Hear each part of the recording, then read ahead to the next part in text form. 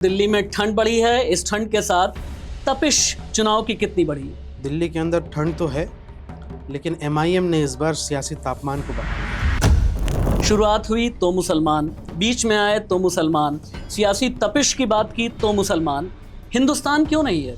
काशी राम ने इसको भारत कहा, बाबा साहब अम्बेडकर ने इसको भारत कहा, और ये भारत ही है और भारत रहना ही चाहिए। अल्लामा इकबाल ने हिंदुस्तान भी कहा है। मैं नहीं मानता।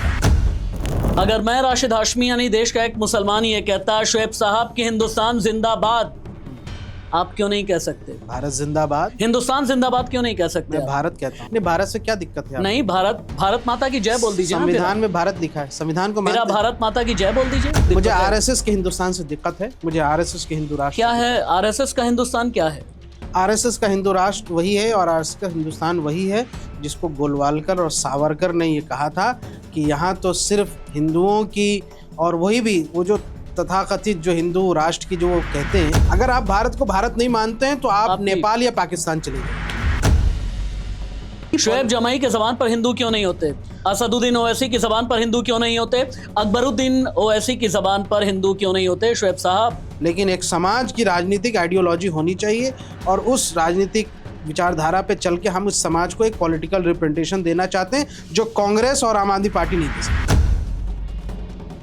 कि जितने भी दंगाजीवी हैं, कोट अनकोट, जितने भी दंगाजीवी हैं वो आपकी पहली पसंद है।